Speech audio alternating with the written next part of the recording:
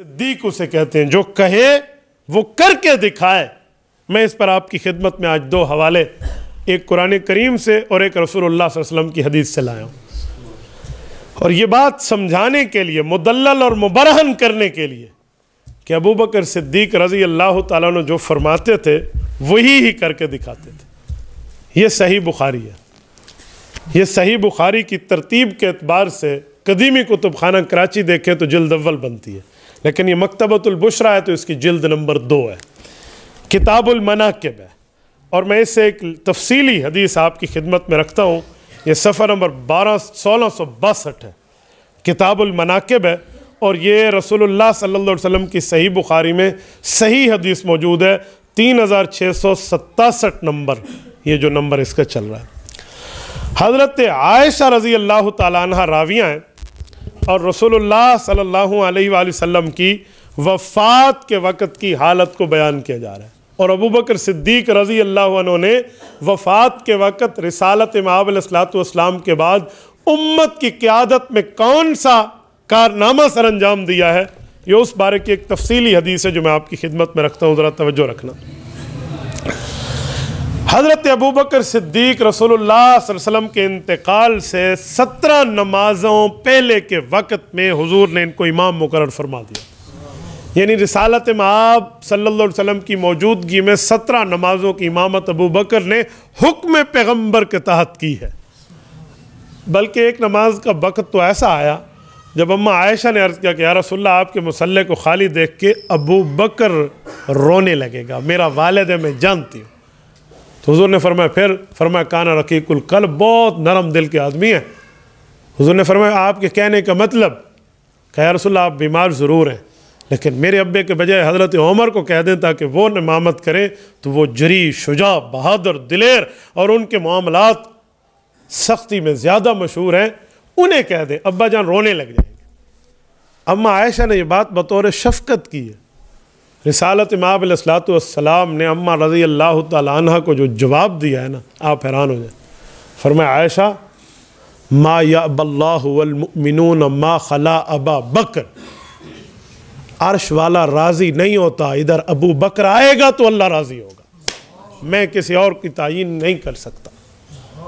ما یأبی اللہ والمؤمنون، صحیح مسلم تو اٹھا کر دیکھیں، کہا اللہ رب العزت جس کی چاہت رکھتے ہیں وہ میں اسے ہی مقرر کروں گا۔ یہ بات آپ اپنے پاس رکھیں کہ وہ نرم ہے یا وہ سخت ہے۔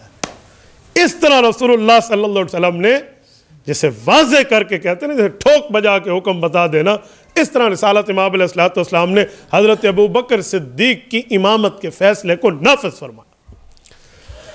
یہ روایت بتاتی ہے کہ حضرت ابو بکر صدیق رضی اللہ تعالیٰ عنہ رسول اللہ صلی اللہ علیہ وسلم کے پاس آئے اس دن صبح کی نماز پڑھا کر جس دن رسالت مآب علیہ السلام نے دنیا سے پردہ فرمانا ہے۔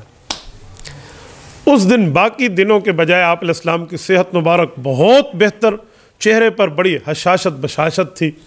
تو حضرت ابو بکر صبح نماز پڑھا کر آپ علیہ السلام سے ملنے آئے، تو حضور پاک علیہ السلام نے پوچھا ابو بکر آپ کے گھر کا کیا حال ہے؟ فلاں آپ نے جو سن میں شادی کر رکھی ہے، یہ عوالی مدینہ کے ساتھ ایک جگہ ہے، اس گھر والی کا، اس کے بچوں کا کیا حال ہے؟ کہ یا رسول اللہ میں اس طرف تو نہیں جا سکا، میں تو یہاں ہوں۔ فرمایا آج ابو بکر آپ چلے جائیں۔ آپ علیہ السلام سے اجازت لے کر ظہر کا ٹائم تو ابھی کافی ہے، آپ اس گھر سے ہو کر آ جائیں۔ تو حضرت ابو بکر صدیق مدینہ شہر سے باہر اپنے گھر تشریف لے گئے کہ آپ صلی اللہ علیہ وسلم کی اب طبیعت مبارک تو ماشاءاللہ بہت بہتر ہے۔ ادھر گئے، چاشت کے وقت اللہ کے رسول کا انتقال ہے۔ یہ چاشت آج کے دور میں 10 بجے کے لگ بھگ کا وقت دیکھ لیں، حضرت رسول اللہ صلی اللہ علیہ وسلم کا اس وقت میں دنیا سے پردہ فرمانا۔ کسی نے جا کے حضرت ابو بکر صدیق تک یہ اطلاع بھجوائی تو صدیق اکبر کو بھول گیا کہ میں گھر میں ہوں یا باہر بیٹھا ہوں۔ وہاں سے فوراً سرتا پاؤں محنت کر کے یہاں تشریف لائے۔ اماں رضی اللہ عنہ فرماتی ہیں کہ جب ابو بکر صدیق آئے تو رسالت مآب صلی اللہ علیہ وسلم کو اس وقت بستر اقدس پر سلا دیا گیا تھا۔ فَكَشَفَ عَنْ رَسُولِ اللَّهِ فَقَبَّلَهُ، سب سے پہلے انہوں نے چہرہ مبارک سے کپڑا ہٹایا اور رسالت مآب علیہ السلام کے ماتھے اقدس کو بوسہ دیا، اور صدیق اکبر رضی اللہ عنہ نے فرمایا بِأَبِي أَنْتَ وَأُمِّي طِبْتَ حَيًّا وَمَيِّتًا، میرے ماں باپ آپ پہ قربان، میرے پاک پیغمبر آپ نے اچھی زندگی پائی اور اچھی وفات پائی، اور اس کے بعد صحابہ کرام رضی اللہ عنہ اجمعین کے پاس باہر تشریف لے آئے۔ صحابہ کرام میں کچھ لوگ کہہ رہے ہیں کہ حضرت رسول اللہ سے ملاقات کرنے گئے ہیں، اور کچھ کہہ رہے ہیں نہیں وفات ہو گئی۔ یہ کیفیت ابھی کوئی ایک صورت پر بیٹھ نہیں رہی، تو ابو بکر صدیق نے سب کچھ جمع کیا اور خطبہ ارشاد فرمایا۔ اب یہ حدیث پاک کو اس سے ملا کر سنیں۔ فرمایا والذی نفسی بیدہ، یہ ابو بکر صدیق کی بات شروع ہے کہ یا رسول اللہ، اس اللہ کی قسم جس کے قبضے میں ابو بکر صدیق کی جان ہے، لا یذیقک اللہ الموتتین ابدا، پیغمبر کریم پر 2 موتیں جمع نہیں ہوں گی۔ اور حضرت عمر رضی اللہ عنہ کو خطاب کر کے فرمایا کہ آپ کیوں لوگوں سے سختی کر رہے ہیں؟ رسول اللہ صلی اللہ علیہ وسلم کے وفات کے معاملے میں سنو، اس مجمع کو اکٹھا کرو۔ من کان منکم یعبد محمدا صلی اللہ علیہ وسلم فإن محمدا قد مات۔ رسول اللہ کی عبادت کرتے تھے تم لوگ؟ کیا حضور کو معبود مانتے تھے؟ کیا حضور کو اللہ مانتے تھے؟ حضور پاک علیہ الصلوۃ والسلام کو اگر معبود مانتے ہو تو سنو، پھر معبود تو فوت ہو گئے، لیکن نہیں۔ ومن کان منکم یعبد اللہ فإن اللہ حی لا یموت، ہم نے عبادت اللہ کی کرنی ہے اور اللہ ہمیشہ زندہ اور قائم ہے۔ رسالت مآب کی وفات کا اعلان فرمایا اور آگے شریعت کی رہبری اور رہنمائی میں امت کو سنبھالا۔ حضرت عمر فاروق بھی مان گئے اور سارے مان گئے، اور پھر اعلان ہے کہ لا یذیقک اللہ الموتتین ابدا، آپ پر 2 موتیں نہیں آئیں گی۔ سوال یہ ہے کہ 2 موتوں سے کیا مراد ہے؟ 2 موتیں کسے کہتے ہیں؟ 2 موتیں آنے نہ آنے کے معاملات کیا ہیں؟ یاد رکھیں، ہر بندے کے معاملات جدا ہے، اور رسالت مآب علیہ الصلوۃ والسلام کا اس مسئلے پر جدا ہے۔ جب آپ اور ہم فوت ہوتے ہیں، وفات کے بعد قبر میں جاتے ہیں، قبر میں روح کا تعلق قائم ہوتا ہے، سوالات و جوابات کا مرحلہ پورا ہوتا ہے۔ حدیث پاک میں پھر آگے 2 صورتیں ہیں۔ اگر سوالات و جوابات ٹھیک دے دیے گئے تو رب کریم فرشتوں کو جو بھیجتے ہیں اس کے جواب میں رب فرماتے ہیں ان صدق عبدی، میرے بندے نے سچ کہا۔ افرشوا لہ من الجنہ، جنت کا بستر لاؤ اس کے لیے بچھا دو۔ وفتحوا لہ بابا الی الجنہ، جنت کی کھڑکی کھول دو۔ فیأتیہ من طیبہا وروحہا، جنت کی خوشبو اس تک آتی رہے گی۔ وَالْبِسُوا لَهُ مِنَ الْجَنَّةِ، اور اسے جنت کا لباس، جنت کی ورزی دے دو، جنت کی وردی بھی پہنا دو، جنت کا بستر بھی دے دو، جنت کی کھڑکی بھی کھول دو۔ جنت وہاں رہے گی، یہ قبر میں یہاں رہے گا، اس کی راحتیں اس تک آتی رہیں گی، گویا جنت ہیڈ کوارٹر ہے اور یہ اس کی برانچ ہے، یہ اس کی شاخ ہے، وہ اس کا مرکز ہے۔ فرمایا اگر جواب و سوالات کا مرحلہ غلط ہو جاتا ہے، کافر یا منافق یا بے ایمان اس سوال جواب کے مرحلے میں ڈگمگا جاتا ہے، اور وہ یقیناً ڈگمگائے گا، تو پھر مسئلہ اور ہے۔ کاذبا کہا جاتا ہے جھوٹ بولا اس نے۔ افرشوا لہ من النار، جہنم کا بستر دے دو۔ والبسوا لہ من النار، جہنم کا لباس دے دو، جہنمیوں کی وردی سے پہنا دو۔ وفتحوا لہ بابا الی النار، جہنم کے راستے اور اس میں کھڑکی کھول دو۔ فیأتیہ من سمومہا وحرہا، جہنم وہاں رہے گی، یہ یہاں رہے گا، لیکن اس کی آگ اور تپش اس تک آتی رہے گی، گویا جہنم ہیڈ کوارٹر ہے اور یہ قبر جہنم کے لیے ایک برانچ کی حیثیت بن گئی۔ اس کو حدیث پاک میں رسول اللہ نے فرمایا القبر اما روضۃ من ریاض الجنہ او حفرۃ من حفر النیران، فرمایا قبر یا جنت کے باغوں میں سے ایک باغ ہے، جہنم کی گڑھوں میں سے ایک گڑھا ہے۔ یہ حدیث پاک ہے جامع ترمذی کی، جو سمجھایا جا رہا ہے۔ یہ معاملہ ہے عوام کا۔ جب سوالات و جوابات کا مرحلہ ہو گیا، ٹھیک تو جنت، برا تو جہنم، اب کیا ہوگا؟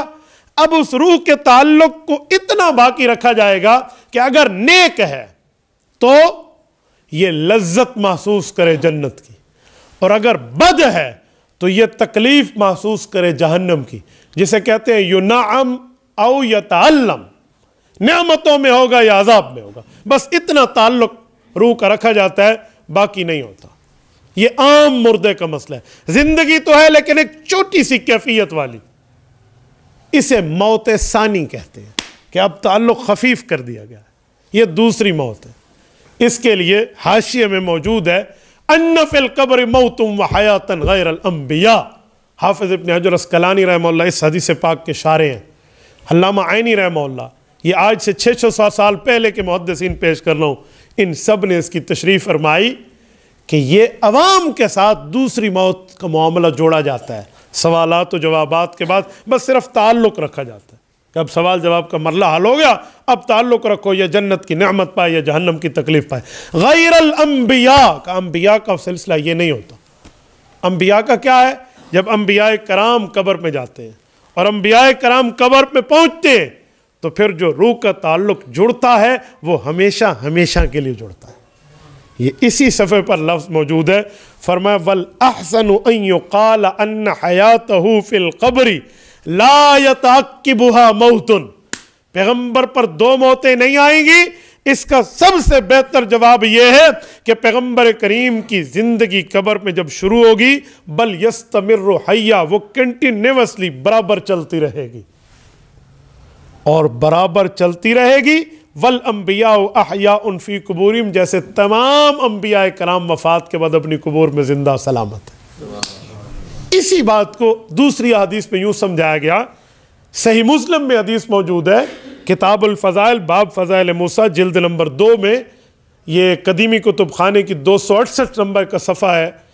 حضرت انس فرماتے ہیں کہ رسالت مآب علیہ السلام نے خود ارشاد فرمایا مررت علی موسیٰ لیلتاً اسری ابی، جس رات مجھے معراج اور اسراء کا سفر کرایا گیا تو میں حضرت موسیٰ علیہ السلام کی قبر کے قریب سے گزرا، وَهُوَ عِنْدَ الْكَسِيبِ الْأَحْمَرِ، 7 سرخ رنگ کا ٹیلا تھا، وَهُوَ قَائِمٌ يُصَلِّي فِي قَبْرِهِ، اور حضرت موسیٰ قبر میں کھڑے ہو کر اللہ کی نماز ادا فرما رہے تھے۔ یہ جو نماز کی ادائیگی کا مسئلہ ہے، یہ انبیاء کرام کی حیات پر دلالت ہے۔ اور اسی بات کو ایک دوسری حدیث میں تھوڑی تفصیل سے فرمایا گیا، مسند ابی یعلا کی جلد نمبر 4 پہ موجود ہے، حضرت ابو ہریرہ رضی اللہ عنہ راوی ہیں، جلد نمبر 6 میں بھی یہ روایت موجود ہے، حضرت انس راوی ہیں، رسالت مآب علیہ السلام نے فرمایا الانبیاء احیاء فی قبورہم یصلون، فرمایا انبیاء کرام اپنی قبور میں زندہ ہیں اور نمازیں ادا فرماتے ہیں۔ اچھا یہ بھی یاد رکھیں، یہ جو نمازیں ہیں یہ نمازیں کوئی فرض نہیں ہے کہ ہر صورت پڑھیں، وفات کے بعد کی عبادت ایسے ہو جاتی ہے جیسے نفل، چاہو تو پڑھو چاہو تو چھوڑ دو، اسے کہتے ہیں عبادت تلذذی، مزہ اور راحت حاصل کرنے کے لیے پڑھیں، ورنہ کوئی آپ کے اوپر فرض نہیں ہے۔ کیوں؟ حضور علیہ السلام نے فرمایا جعلت قرۃ عینی فی الصلاۃ، نماز میں میری آنکھوں کی ٹھنڈک ہے۔ آنکھوں کی ٹھنڈک کا معنی دل کی راحت، دل کا مزہ، دل کا سکون۔ تو پیغمبر علیہ الصلوۃ والسلام کی نماز دل کی سکون کے لیے اللہ کی طرف سے فرض اور واجب نہیں ہے۔ تو حضرت ابوبکر صدیق دراصل یہی نقطہ دے رہے ہیں، فرمایا والذی نفسی بیدی، اس اللہ کی قسم جس کے قبضے میں ابوبکر کی جان ہے، لا یذیقک اللہ الموتتین ابدا، آپ پر 2 موتیں اکٹھی نہیں ہوں گی، یعنی قبر میں رسول اللہ ہمیشہ کے لیے زندہ رہیں گے۔ یہ ابوبکر صدیق بتانا چاہ رہے ہیں۔ یہ صحیح بخاری کی حدیث ہے، پر مسئلہ یہ ہے کہ آج کچھ لوگ یہ حدیث بیان میں سناتے ہیں پر آدھی۔ ابوبکر صدیق کی صرف وہی بات بتاتے ہیں کہ حضرت رسول اللہ وفات پا گئے ہیں، کہتے ہیں دیکھو ابوبکر نے فرمایا، تو بھائی کوئی آگے پیچھے بھی حدیث موجود ہے، بات پوری کریں۔